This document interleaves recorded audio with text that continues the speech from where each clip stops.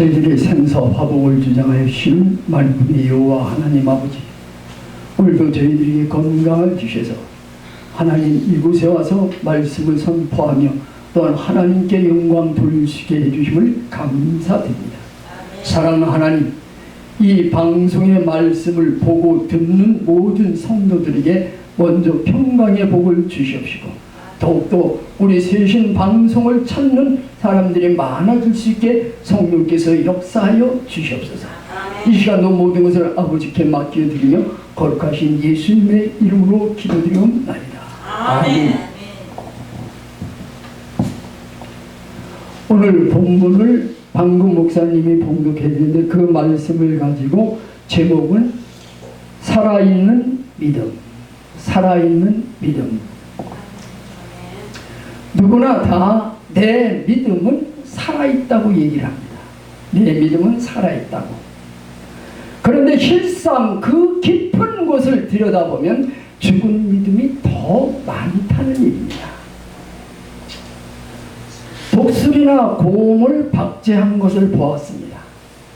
그런데 보면은 틀림없이 살아서 금방 독수리가 날아서 저를 확 칠 것처럼 보이고, 곰은 금방 나를 물어뜯을 것처럼 살아있는 것처럼 보이는데 실상은 죽어서 그곳에 생명이 없는 것입니다.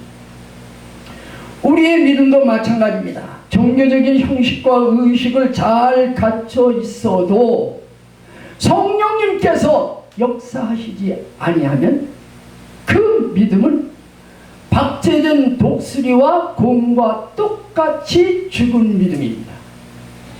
성령이 역사하실 때만이 내 믿음이 살아있다는 얘기입니다.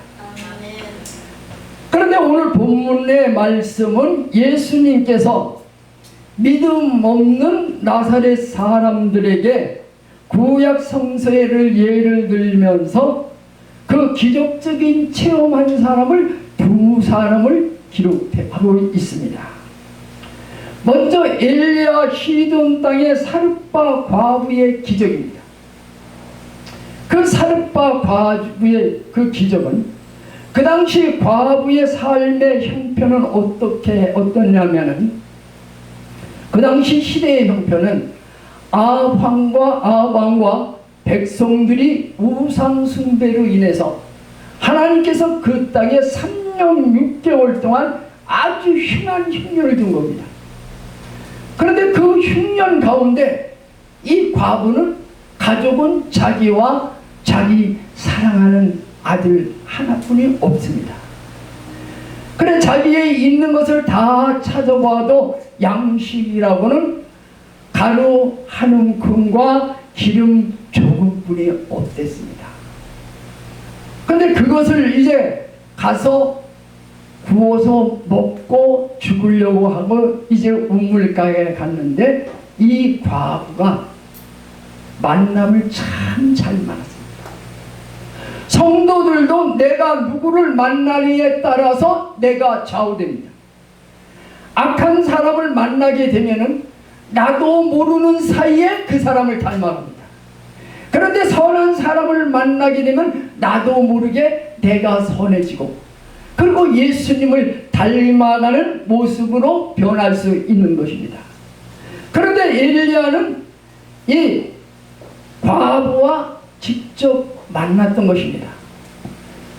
그래 엘리야가 그녀에게 이렇게 얘기합니다. 내게 물 좀 달라고. 그런데 사르파 과부는 그 청한 물을 뜨러 가는데 엘리야가 다시 소청을 합니다. 그거 물만 떠오지 말고 내게 떡을 좀 갖다 줬으면 좋겠다고 얘기를 합니다. 이때의 과부는 자기의 사정을 다 얘기합니다. 너무나 가물었고 이제 먹을 것은 다 떨어졌기 때문에 내게 있는 것은 가루 한 움큼과 기름 조금뿐이 없어서 이걸로 떡을 구워 먹고 아들과 함께 죽으려고 한다고 얘기를 합니다. 그랬더니 엘리야는 그에게 이렇게 얘기합니다. 가서 조그마한 떡을 만들어서 내게 갖다 줘라 라고 얘기합니다. 그럼 그 먼저 가져오면 가뭄이 끝날 때까지 통에 가루가 떨어지지 아니하고 그 병에 기름이 떨어지지 아니하리라 라고 과부에게 얘기를 해줍니다. 과부는 그 소리를 듣고 망설입니다. 야, 내가 저 선지자의 말을 그대로 따라야 될 것이냐, 아니면 먹고 내 아들과 같이 함께 죽어야 되느냐. 그 선택의 기로에 섰을 때 과부는 행동으로 옮겼습니다. 선지자 엘리야 말대로 조그만 떡을 만들어 가지고 엘리야에게 갖다 주었습니다. 자기가 죽으려고 했던 것을 엘리야 선지자에게 주었던 것입니다. 다시 말씀드려서 여기에 과부는 말씀에 순종했다는 것입니다. 아멘. 그 말씀에 순종하니까는 하나님께서 과부의 믿음을 보시고 기근이 끝날 때까지 가루와 기름이 떨어지지 않게 만들어 주었던 것입니다. 하나님은 내가 믿음이 있다고 말하기 전에 그 말씀대로 행할 때에 기적이 일어나는 것입니다. 그런데 우리는 말로 머리로 잘 알고 있지만 말씀에 행하지 않고 있다는 얘기입니다. 여기에 과부는 마지막에 죽을 그 시간에 그러나 엘리야의 그 말씀대로 순종했을 때 자기의 생명이 그 가뭄이 끝날 때까지 보존되고 살았다는 얘기입니다. 과부가 이렇게 되고 그 집 주인의 아들이 병들어 죽게 되었습니다. 그런데 그 아들이 죽게 됐는데 엘리야는 그에게 소망을 줬습니다. 여기에 아들이 죽었는데 엘리야가 그 아들을 자기 처소로 옮겨가지고 그에게 아이의 몸에 3번 몸을 대고 기도하였더니 아들이 살아났던 것입니다. 우리 모두가 죽으면 끝이라고 얘기합니다. 그런데 엘리야를 믿었더니 그 소망이 다시 살아났다는 얘기입니다. 내 아들이 죽었는데 그 엘리야를 믿고 하나님을 믿었더니 그 아들이 다시 살아나서 그 어머니에게 소망을 주었던 것입니다. 사랑하는 성도 여러분, 과부는 자기의 모든 것을 포기하고 하나님의 말씀, 그 엘리야의 말씀에 순종했을 때 자기는 생명을 살고 자기 아들도 살게 되었던 것입니다. 여기 본문에 2번째 나오는 말씀은 엘리사와 수리아의 나만 장군의 나병치입니다. 나만 장군은 어떤 사람이었습니까? 일개국의 가장 훌륭한 장군이었습니다. 왕이 신임해주는 장군이었어요. 겉보기에는 정말 위대한 장군이었어요. 누가 봐도 저 장군은 멋있고 힘있는 장군이고 어디에 나가 싸워도 이길 수 있는 그러한 장군이었습니다. 그런데 겉보기에는 그런데 그 나만 장군은 문둥병으로 인해서 자기의 몸이 썩어 들어가고 있었던 것입니다. 남이 알지 못하는 병에 걸려서 문둥병에 걸려서 몸이 썩어 들어가는 것입니다. 그 고통은 본인만 압니다. 그런데 오늘날도 마찬가지입니다. 많은 성도들이 있고 많은 집사님들이 있고 많은 권사님, 장로님, 목회자님들이 있지만 겉보기에는 멀쩡하고 위대한 성도나 목회자님들 같은데 실상은 그 심령을 죄악으로 수많은 성도가 썩어가고 있다는 얘기입니다. 세상을 따라가기에 썩어가고 있다는 얘기입니다. 여기에 나만 장군은 하찮은 어린 종의 말을 들었다는 얘기입니다. 이스라엘의 어린 여종의 증언입니다. 나만 장군에게 자기 그 장군의 부인에게 이렇게 얘기를 합니다. 엘리사 선지자에게 가면 병을 고칠 수가 있습니다 라고 했습니다. 종으로 팔려온 여종이 그 부인에게 얘기했더니 부인이 나만 장군에게 얘기를 합니다. 그런데 여기에 나만 장군이 다른 사람들의 말도 아니고 자기의 집에 있는 이스라엘, 그러니까 유대에서 팔려온 그 계집 여종의 말을 듣고 엘리사를 만나러 가겠다라는 믿음을 가졌습니다. 그리고 왕이 준 친서를 가지고 갔습니다. 그랬더니 그 나라에서 보고 아 이거는 그냥인데 어떻게 문둥병을 낳을 수 있겠느냐 하면서 왕이 고심을 하고 있고 옷을 벗고 옷을 찢고 야단입니다. 그런데 엘리사가 왕께서 그분을 내게 보내라고 얘기합니다. 그래서 나만 장군이 엘리사를 만나러 갑니다. 아 이제 내가 가면 그 엘리사를 만나서 내 병이 깨끗이 나을 수 있겠다라고 기대를 갖고 갑니다. 가면서 어떤 생각을 하느냐 하면은 내가 1개국의 장군인데 나를 영접하고 나를 만나서 내 아픈 부위를 어루만져가지고 낫게 해줄 줄 믿고 갔던 것입니다. 근데 엘리사는 그렇게 하지 않았습니다.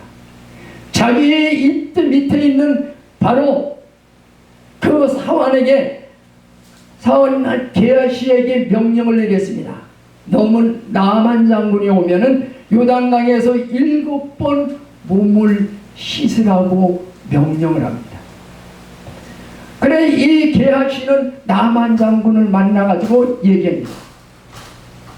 우리 스승 엘리사가 당신은 요단강에 와서 7번 몸을 씻으라고 명령합니다.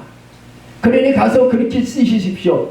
그러면 분명히 당신의 문둥병이 깨끗이 나을 수 있게 될 것입니다 라고 말을 전해줍니다. 그런데 나만 장군은 그 순간 화가 머리 끝까지 난 것입니다. 왜? 내가 그래도 1개국의 장군인데 와서 내 앞에서 얘기하지 않고 자기 밑에 있는 사환에게 얘기해서 명령만 하고 만다고 하면서 돌아서서 가려고 발걸음을 돌립니다. 그런데 분노가 가득 찬 나만에게 자기의 밑에 있던 종들이 권면합니다. 장군님, 이보다 더한 것을 하라고 그러면 하지 않았겠습니까? 라고 얘기를 합니다. 그리고 그 말을 듣고 아 내가 한번 순종해 봐야 되겠다. 그리고서 자기의 그 종들의 말을 듣고 요단강에 가서 물을 들어가 7번을 씻습니다. 그랬더니 깨끗이 사함을 받았습니다. 깨끗한 마음으로 깨끗한 몸으로 치료를 받게 된 것입니다.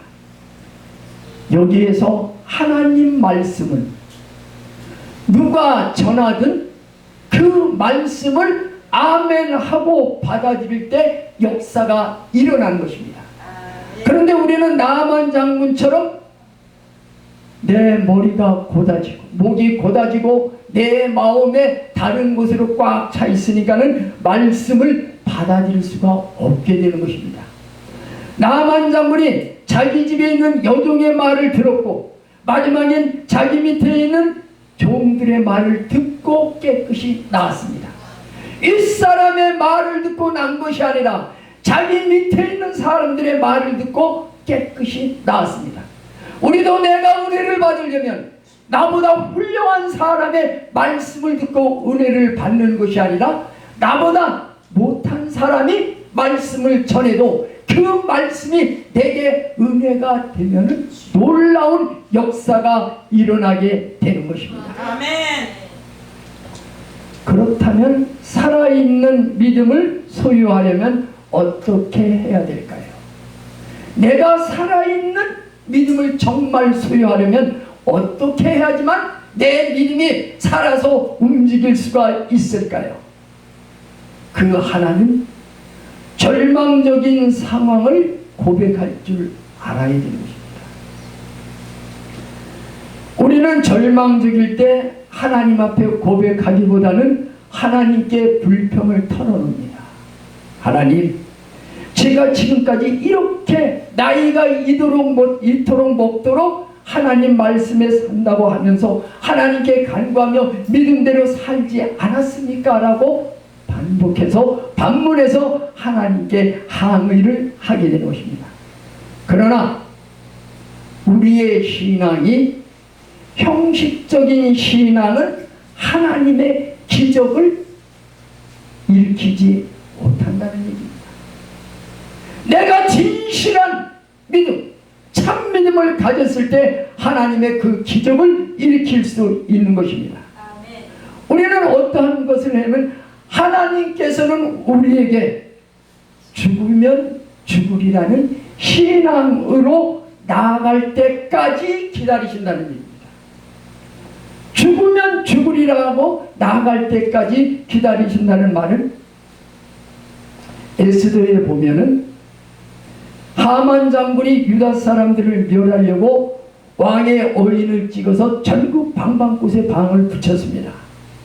근데 삼촌인 모르드게가 보고서 이거 큰일 났구나. 그래서 조카 에스더에게 얘기합니다. 이때를 위해서 내가 왕비가 되었으니까 왕께 구하라고 얘기를 합니다. 그런데 에스더가 이렇게 얘기를 합니다. 왕이 나를 부르지 않은 지가 한 달이 넘었습니다. 그러니 내가 어떻게 왕께 나가겠습니까? 그러면서 에스더는 3일 동안 나를 위해서 금식하며 기도해 주십시오. 그러면 내가 법을 어기고 왕께 나가겠습니다. 그러면서 죽으면 죽으리라는 그 말을 남겨놓고 에스더는 3일 만에 실천에 옮깁니다. 왕이 그 왕자에 앉아서 그 금귀를 들어 표시하지 아니하면 이 에스더는 죽음합니다. 그런데 왕이 딱 있는데 왕후는 예복을 입고 왕 어전의 맞은편으로 걸어갑니다. 그런데 왕이 지금까지 그 왕비를 보았을 때 그렇게 아름다울 수가 없는 거예요. 그래서 이 왕이 얼른 금기를 내립니다. 그래서 에스더가 가가지고 그 금기를 끝을 만져가지고 그 다음에 자기의 사정을 얘기합니다. 잔치를 베풀고 그리고 하만을 청하고 그렇게 2번이나 해가지고 나중에 자기 백성을 살렸던 것입니다. 내가 죽으면 죽으리라는 그 말씀을 믿고 하나님께서 나를 살려주신다는 것을 그걸 믿고 죽으면 죽으리라고 나갔을 때 이 에스더는 자기도 살고 자기 민족도 살렸다는 얘기입니다. 절망적인 상황에서 우리는 하나님께 고백할 줄 알아야 됩니다. 이제는 끝이다가 아니라 이제는 시작이다. 이제 새롭게 나는 출발할 수 있다라고 하나님께 맡기고 나갈 때 하나님은 그의 믿음대로 우리에게 이루어 주십니다. 살아있는 믿음을 소유하려면 하나님의 말씀을 믿어야 되는 것입니다. 그럼 하나님의 말씀은 간절히 사모할 줄 알아야 되는 것입니다. 남녀가 서로 사랑을 하게 되면 서로 그를 정말 간절히 사모하고 만나기를 즐겨합니다. 마찬가지로 우리도 하나님의 말씀을 간절히 사모해야 되는 것입니다. 하나님의 말씀을 믿으면 그 말씀이 살아있어 위대한 역사를 이룹니다. 근데 말씀을 믿는다고 하면서 믿지 아니하면 그대로 이루어지지도 않고 하나님께 영광만 가릴 수밖에 없다는 사실입니다. 요한복음 15장 7절에 보니까 너희가 내 안에 거하고 내 말이 너희 안에 거하면 무엇이든지 원하는 대로 구하라. 그리하면 이루리라. 하나님의 말씀이 내 마음속에 있을 때 내가 그것을 하나님께 내가 원하는 것을 구할 때 내가 바라고 원하는 대로 이루어진다는 말씀입니다. 내가 살아있는 믿음을 소유하려면 믿음의 결단이 필요합니다. 성도는 믿음의 결단이 없이는 하나님 앞에 순종할 수 없고 순종하는 행동으로도 보이지 못한다는 얘기입니다. 주님께서는 우리의 믿음이 행위로 나타남을 보시고 기적을 행하십니다. 내가 예수를 믿고 그 믿음이 행위로 나타날 때에 하나님께서 그 사람을 통하여서 주님의 기적을 행하신다는 얘기입니다. 주님 앞에 보여드릴 수 없는 믿음은 박제된 믿음입니다. 내가 정말 주님 앞에 보여드릴 수 있는 믿음이 산 믿음입니다. 보여드릴 수 없는 믿음은 즉 죽은 믿음인 것입니다. 나사로가 죽었는데 다시 살아났습니다. 요한복음 11장 39절부터 40절 보면 예수께서 이르시되 돌을 옮겨 놓으라 하시니 그 죽은 자의 눈이 마르다가 이르되 주여 죽은 지가 나흘이 되었으며 벌써 냄새가 나나이다. 예수께서 이르시되 내 말을 내가 믿으면 하나님의 영광을 보리라 하지 아니하겠느냐 하시니라고 말씀해 주고 있습니다. 나사로는 죽었습니다. 하루가 지난 것도 아니고 나흘이 지났습니다. 사람이 죽으면 하루만 지나도 냄새가 엄청 많이 납니다. 그런데 나사로는 나흘이 되었습니다. 그런데 마르다가 얘기하니까 내 말을 믿으라는 얘기입니다. 이 얘기는 오늘도 하나님이 우리에게 말씀하시기를 너는 내 말을 믿고 따르라는 얘기입니다. 그렇게 할 때 놀라운 기적의 역사가 일어나는 것입니다. 우리가 정말 산 믿음을 가지려면은 기적이 일어날 것을 기대하고 감사를 드려야 되는 것입니다. 기독교는 사랑의 종교라고 합니다. 오늘날 많은 성도들이 입으로 사랑합니다, 사랑합니다 많이 합니다. 그런데 실제 사랑은 식어가고 있다는 얘기입니다. 예수님께서 우리에게 뭐라고 말씀하시냐면 내가 새 계명을 주노니 너희는 서로 사랑하라. 내가 너희를 사랑한 것 같이 너희도 사랑하면 모든 사람이 너희가 내 제자인 줄 알리라 라고 말씀해주고 있습니다. 그러면서 예수님은 우리에게 뭐라고 말씀하시느냐 하면 너희는 말과 혀로만 사랑하지 말고 진실함과 행함으로 하라고 우리에게 말씀해주고 있습니다. 기독교는 사랑의 종교요. 그렇다면 사랑을 실천하는 우리가 될 때에 그것이 산 믿음인 것입니다. 기독교는 기적의 종교입니다. 살아있는 믿음은 기적을 일어날 수 있게 만듭니다. 그리고 내가 살아있는 믿음이 있다면 기적이 일어날 수 있는 가능성이 열려있다는 것입니다. 근데 내 믿음이 죽어 있으면 기적은 기대할 수가 없는 거예요. 내 믿음이 살아있을 때 나는 기적을 일으킬 수 있는 그런 믿음의 소유자가 될 수 있게 되는 것입니다. 오늘날 많은 성도들이 신앙에 대한 지식이 많습니다. 성경을 달달 외우는 사람도 있어요. 그리고 성경 지식으로는 그 누구 못지않게 내가 최고다라고 생각하는 분도 있다는 얘기입니다. 그러나 아무리 성경 지식을 알고 의식을 집행하나 살아있는 믿음은 없는 경우가 너무나 많다는 얘기입니다. 머리로 알고 있고 그리고 모든 것을 집행할 수는 있으나 내 믿음은 실행에 옮기지 못하는 때가 너무나 많다는 얘기입니다. 행동하는 믿음이 없는 성도는 의식에 묶인 박제품과 불과하다는 얘기입니다. 내 믿음이 살아있다면 박제품이 돼서는 안 된다는 의미입니다. 아멘. 살아있어야 되는 거예요. 아멘. 남보기에 정말 예수의 사랑을 나타낼 수 있는 그런 믿음이 되어야 된다는 얘기입니다.